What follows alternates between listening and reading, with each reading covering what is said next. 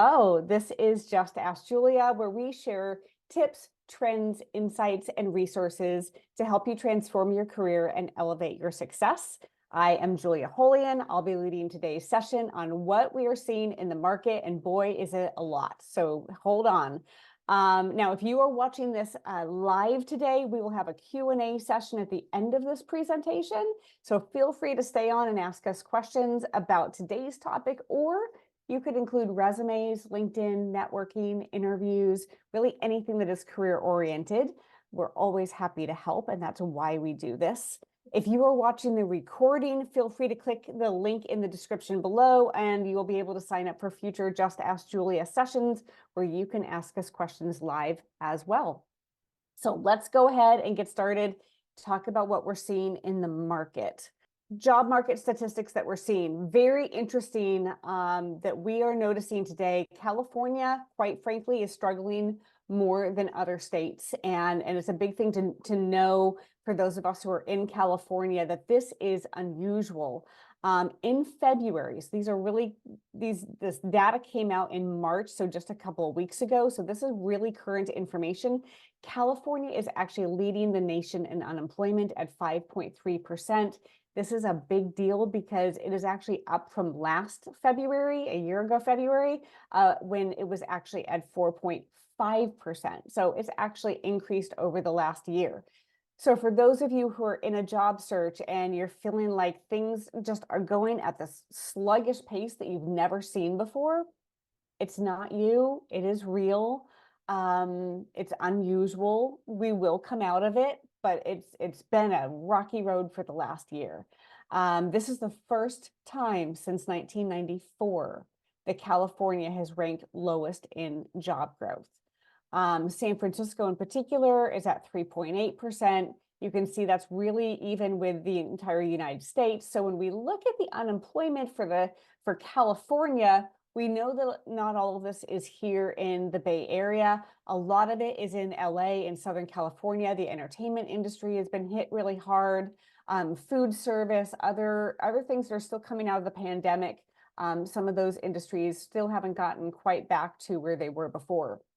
But one of the things I also think is an interesting point to note is underemployment. And I really looked for stats to tell you exactly what those numbers were, and I could not find anything definitive except a number of articles and resources that did confirm that there's a big increase in skilled workers who are in low-income jobs or not using their skills or working part-time when they could be working full-time. I certainly know of people who are working multiple part-time roles, maybe in their skills, in their profession, but they have a number of different projects or temporary engagements that they are sort of cobbling together, if you will, to have the hours and the income that they need to meet their monthly commitments. So underemployment is also a big issue for us. We are looking at it constantly to try to understand how we're going to come out of that. But for many of you, you might be in that boat. So I wanted to let you know that you are not alone. It is unfortunately a common occurrence today, especially in California. Now, how did we get here? I've talked with a lot of you, I know, over the last year about some of the things that really happened in 2023 to kind of kick all of this off. You can see on the left numbers 1, 2, and 3. Those were really the biggest things that we saw that were kind of like events that were happening. We saw the banking crisis that was had a very big impact on companies and their uncertainty in what their future was going to be. So the banking crisis was a big deal. Then we, of course, had a number of layoffs that really came as a reflection of overhiring that happened during the pandemic, and now companies that were making big adjustments since then. And we've seen that continuously through 2023 and even into 2024. But one of the little secret things that's been happening kind of under the surface here is the pay transparency laws that I think have played a big role, but haven't gotten quite the same exposure as maybe the banking crisis and the tech layoffs. So pay transparency laws in 10 states, when it went into effect in 10 states in January of 2023, and they vary from state to state. And I actually did a workshop on this a couple of months ago at Just Ask Julia, so you can go back and look at that on our YouTube channel. But in these pay transparency laws, like in California, it forced companies to disclose what the compensation is going to be, or the base salary, what that's going to be on their job postings, any job announcement out there. Now, I'm going to be realistic. Some companies aren't doing it, so I don't think anybody's auditing them. Nobody's holding them accountable. So we still don't see it across the board with every job posting. And there are some companies that are just posting egregiously wild scales. I saw one 2 weeks ago where they said that they were paying anywhere between 125,000 and 450,000 for the job, which is absurd, because when you take a title, you aren't going to have that kind of a spread. If you're hiring a manager, you're likely not going to pay them 125, but you're also not going to be paying them 450. So there are companies that are definitely going against the spirit of what this law is. But what I think these laws did was tell companies, we don't want to put that out there. And it wasn't so much that they don't want the potential audience of who would apply to see what the spread would be. It was more about their internal employees. So think about it. If they are putting out what they're going to pay somebody that they're going to hire, and an internal employee goes and looks and sees what that pay scale is, and most likely it is more than what they're paying their internal employee, well, then they're going to have to start having the conversation with their internal employee about what their compensation is. And companies wanted to avoid that because they're trying to stay within payroll bands. And I understand that they are trying to be fair and they're trying to be consistent. But the fact is, when you're trying to attract people into your company, that is the time when sometimes you have to pay more. And certainly that is when people negotiate more, because that's your best opportunity to increase your income. So the pay transparency laws, I think, were a huge disruptor to the hiring process in 2023, and it's continued up into today. But what happened as a result of those three things? We've seen a decrease in job postings. We used to see about 60% of all jobs were being posted. That always meant that there was always that hidden job market of about 40% of all jobs. And that hidden job market was because maybe those were wish list jobs. Maybe they were jobs where they were making changes internally, and so they weren't disclosing it.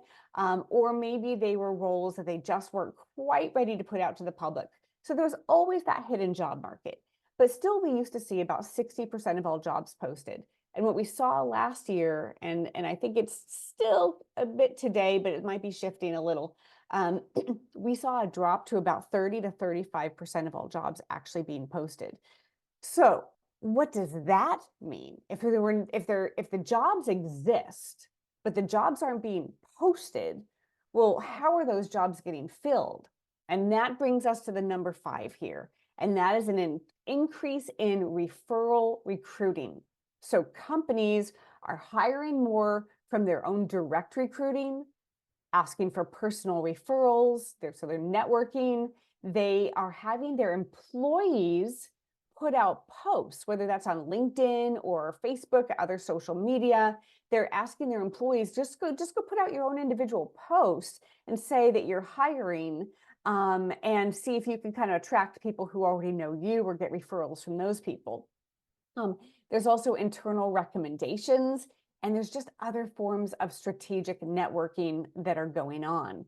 So when you, as a potential candidate for a job, are hearing people like me and my colleague Liz Helton tell you that networking is the number one way to find your next job, this is what it really ties into.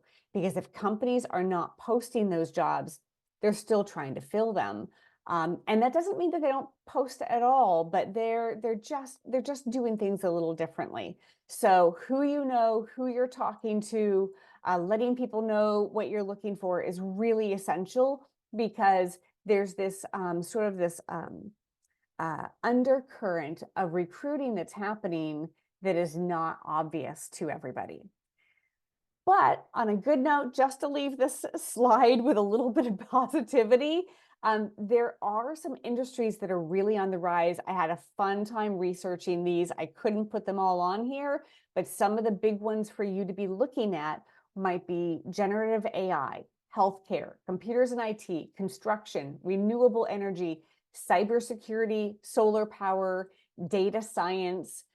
There are also the food industries is not on here, but that is also still alive and well. So food, beverage, other areas of like CPG, consumer packaged goods. But what should you do if you want to move into those areas? You want to be looking at job descriptions in those industries, seeing what they are putting out there in those job descriptions, looking at your background and saying, okay, where do I have these skills? Or what do I need to do to gain these skills or these experiences so that I will be a stronger candidate in any of those industries? So I just wanted to leave you with a little bit of hopefully inspiration of things that you might look at next. I want to let you know, though, that the timeline for finding this job, your next job, is longer than it used to be. This is a big frustration for a lot of people, but this, depending on which bucket you fall in, I just want you to see what it looks like in terms of the timeline to find your next role. For executives, it's always been about networking. Most executive positions aren't posted. It's not to meaning that you're not going to see a VP position out there and sometimes a C-level role, but they're just fewer and far between. A lot of those positions go to recruiters and they go to the board of an organization, or they really charge the executive team with tapping into their own network to fill those roles. And those roles are often taking, 12 to 18 months, or candidates are taking 12 to 18 months to find their next role. So if you are in that bucket, I recommend you talk to your financial advisor, figure out what your run rates are, figure out how you're going to kind of, hunker down and kind of ride that out. If you're in middle management, or if you're in a staff role or early career, you can see the timelines of how long most people are taking to find their next job. But just know that your approach to getting your next job is what we would call a multi-channel approach. And we're going to talk about that in a moment of what that actually looks like.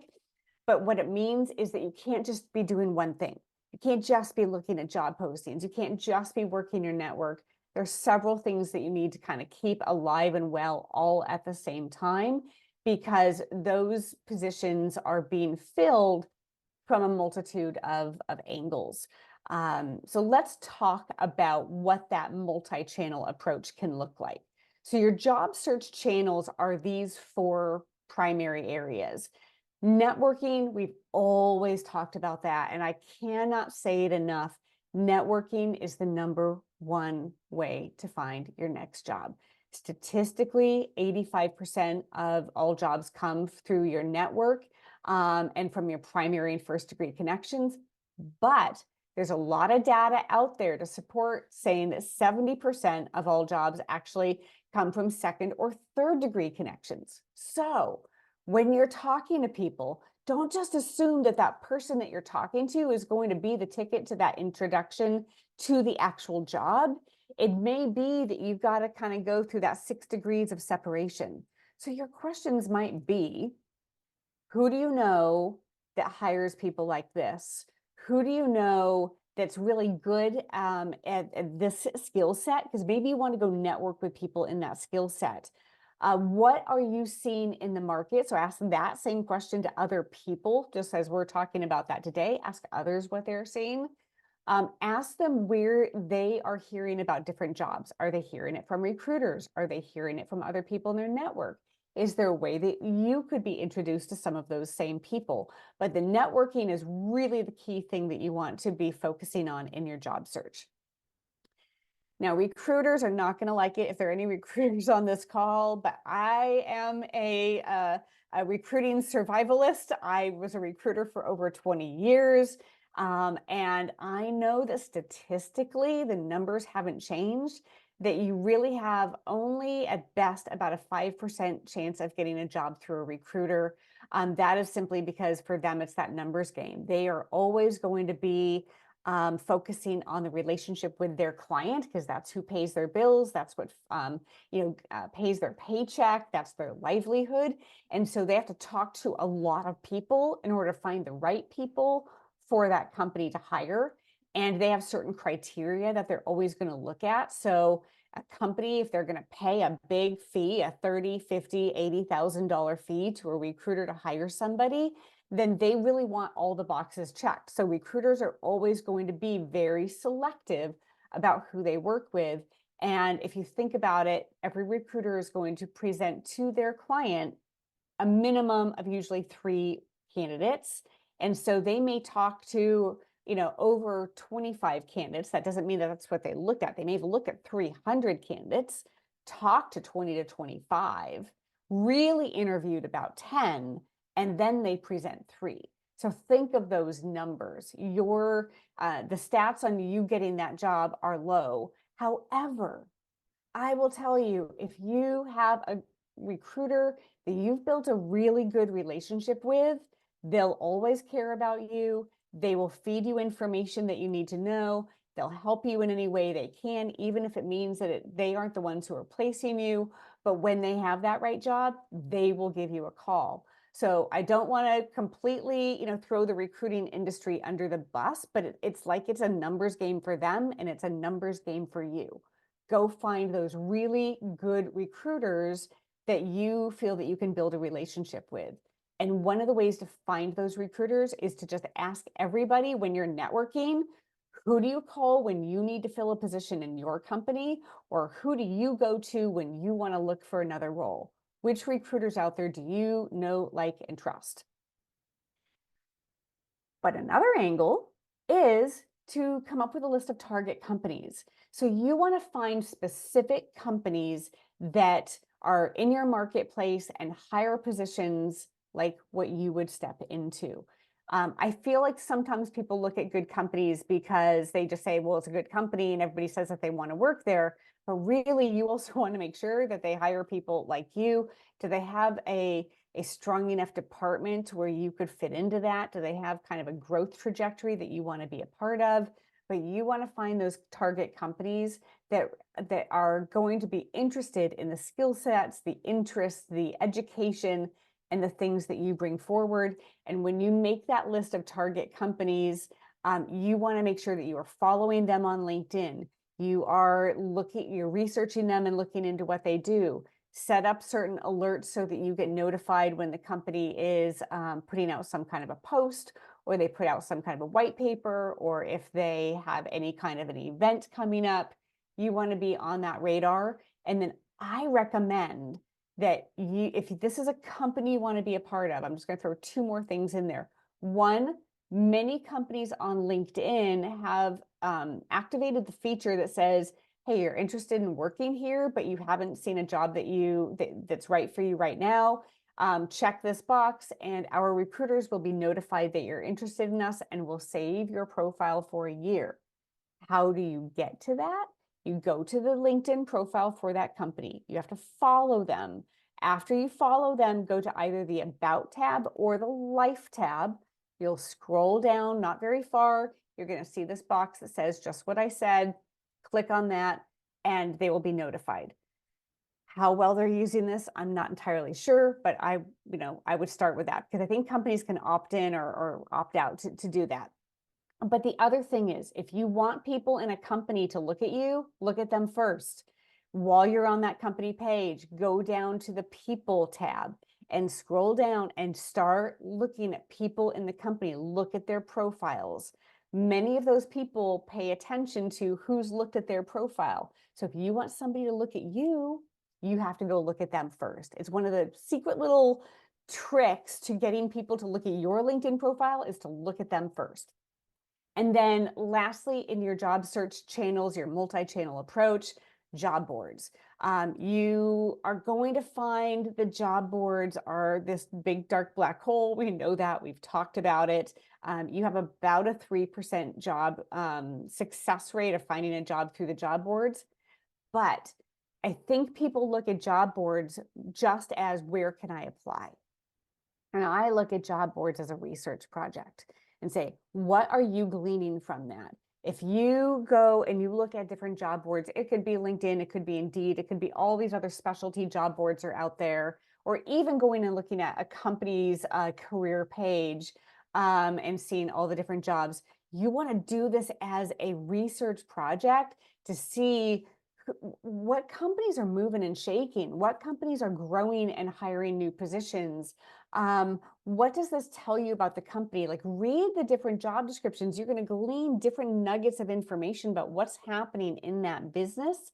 And you can also get some insights into maybe who you want to be looking up at that company, so that you can maybe send them a message and tell them that you're interested in, a role that they have open. And all of this could potentially lead to interviews. So for those of you who really need to be in this multi-pronged approach, or this multi-channel approach to looking for a job, all of these are important all of the time. So don't take your foot off the gas on any of them. Big deal. If Liz, my colleague Liz, was here right now, she would be wanting to jump in and talk about this page, because this is so her wheelhouse. Standing out today is really important. And I think that's where a lot of people struggle, because people just sit there and kind of go, can I just send in my resume, and can you just look at it and realize I'm awesome, and line me up for an interview and we can just be on our merry way. I don't want to work that hard at it. And unfortunately, the job search is a grind. But standing out is really important. And part of standing out is knowing what your personal brand is. And if you aren't really clear and comfortable in talking about what you do really well, what are you known for? What are you the go-to person for? What do people say? Oh, if you want to learn about that, go over and talk to him or her. Where do you add value? What are those skills, those attributes, whether those are leadership skills, management skills, operational, design, organizational? What are the things that you bring to the table? You need to be able to talk about it. You need to have it on your LinkedIn profile, and you need to have it on your resume or anything else that you're using in your job search. And then I also think you want to know, where do you have potential to grow? What do you still want to learn? Or what can you even teach other people? Having all of that in your personal brand is so essential. And that's going to help you with these next items. When people send in their resume, I hear from people all the time that they haven't heard anything back. And statistically, I did some research on this. Statistically, less than 7% of resumes actually result in an interview. And that's mostly because either the system or a person didn't think that the resume matched the job description well enough. And so you really have to customize your resumes. We talk about this. We've got other Just Ask Julia sessions that we've talked about it. But you need to take that top part of your resume in particular, that professional branding section. You want to customize that for the job. Make sure that those keywords in that job description, those keywords and those phrases are getting on your resume. If you can't get it all in there, this might be the time when you create that cover letter. We're not going to talk about cover letters today as we're going through this. We can talk about it in our Q&A session if you're curious, but cover letters can sometimes be great supplemental documents to help validate you as a candidate. And then I think really having robust LinkedIn activity. As I did research more on LinkedIn and certain tools and tips as I was preparing for today, I read a lot of people complaining about LinkedIn and their frustration with it. But here's the thing, it is still the #1 game in town. And so you need to be looking at other people's profiles to increase who looks at yours. You should be commenting. You should be inviting people to connect, growing your first-degree connections, because that grows your second and third-degree connections. It helps you get more visible. When you are in that company and you are looking at people, find certain people that you want to send a message to and invite them to connect. Because if you become a first degree connection in that target company, you are now a second degree connection to all of the other people that that person's connected to in that company or in their profession or in their industry. And so when recruiters are doing a search for somebody like you, you're going to come up higher on their list because you're going to be maybe a second degree connection and not a fourth or fifth or sixth degree connection. And then I can't say this enough, but your consistent persistence is going to be really important. And this is where I get the most pushback from people who are in a job search, because they find that they being that squeaky wheel is uncomfortable. But the fact is, following up, following through, trying different routes, asking for feedback, not necessarily from the interview. So I want to qualify that. Don't get to the end of the interview and ask for feedback. Do ask the recruiter for feedback. Ask people when you're doing an informational interview or you're doing networking for feedback. But don't make the interview itself uncomfortable. And most importantly, don't get discouraged. I know it's easy for me to say that from where I sit, but you will find that next job. I promise you, it may be a longer cycle, but that persistence is really important. So what does your interview journey look like? I'm not going to spend a ton of time on this because I think everybody can see it, but 6 to 12 weeks minimum, most likely 2 to 3 months is the timeline from when you find that perfect job to when you're actually going to get that offer and start that role. Biggest change that we see in interviews today versus when I started as a recruiter in 95 is that the number of people you interview is astronomical. Back in 95, we would see people interview with 4, 5, 6 people maybe, and then an offer was made. Now it is upwards of 8 people, often into the teens. And this is going to be a combination. You're going to meet some of them one-on-one. Some of them are going to be in groups. Some are going to be in person. Most of them are probably going to be by video. Projects, presentations. Biggest change I've seen in the interview process, hands down, in the last probably 5 to 8 years. If you haven't had to put a project together for an interview or a presentation, just know they come in different forms. They might be a case study. It might be talk about a subject, but I want you to ask a lot of questions and be prepared for this. I talk about this in one of our other Just Ask Julia's. So go check those out on YouTube if you want to see some of the other guidelines on this. But presentation and projects, I would expect that if you are in any kind of a leadership position, management position, client facing, or you're going to be leading teams. Assessments are still very common for most companies. I'm a strengths finder or Clifton strengths coach. That is just one of probably 60 different assessments out there. You might be asked to do an assessment. Thank you notes. Thank you notes may not help you get the job, but not sending in a thank you note can actually cost you the next step in the interview process and cost you to be completely just sort of qualified for the role.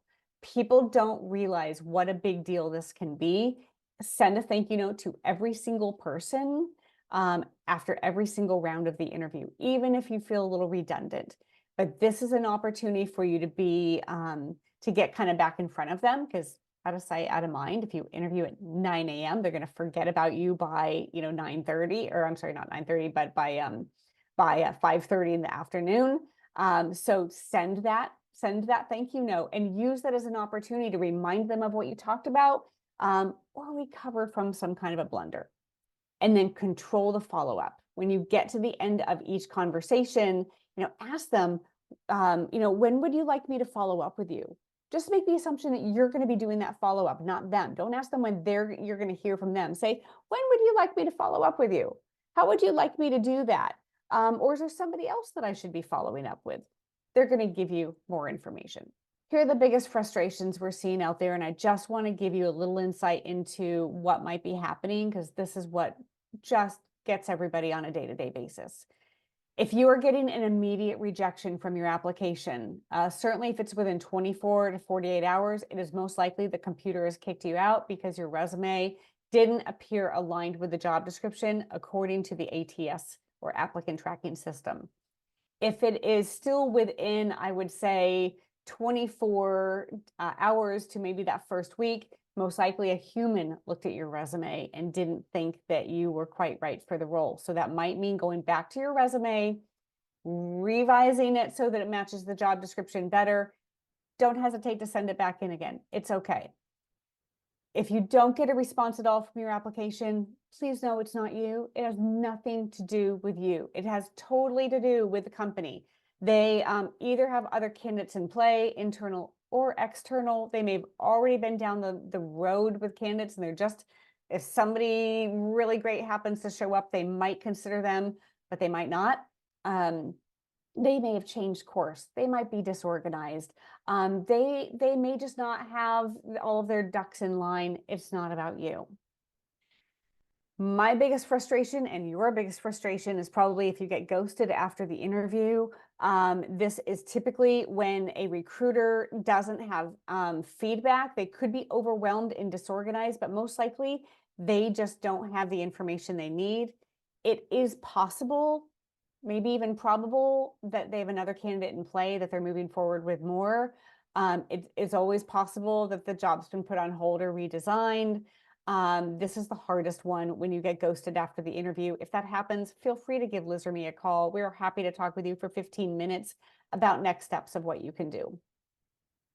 But if you are that person who keeps going through the process and you end up always being like that number 2 person, I just want you to know that this statistically is a reason to celebrate. Not many people get to that stage, and so this says a lot of positives about you. But this is your opportunity to make sure you're connected with everybody, that you stay in touch with them, because I see a lot of times when a company hires one person, they don't work out, and then they hire the other people that were like their number 2 or number 3 candidates. But use this as an opportunity to analyze that interview process. What do you just want to level up for the next time around? What can you do to think about your stories a little bit more deeply and how you want to tell them? But again, don't get discouraged. If you want some resources of other presentations that we have talked about in our Just Ask Julia sessions, here's a list that you might want to go back to. So if you go to our YouTube channel, you can look these up. These are the dates at the far end that you can see of when we presented them.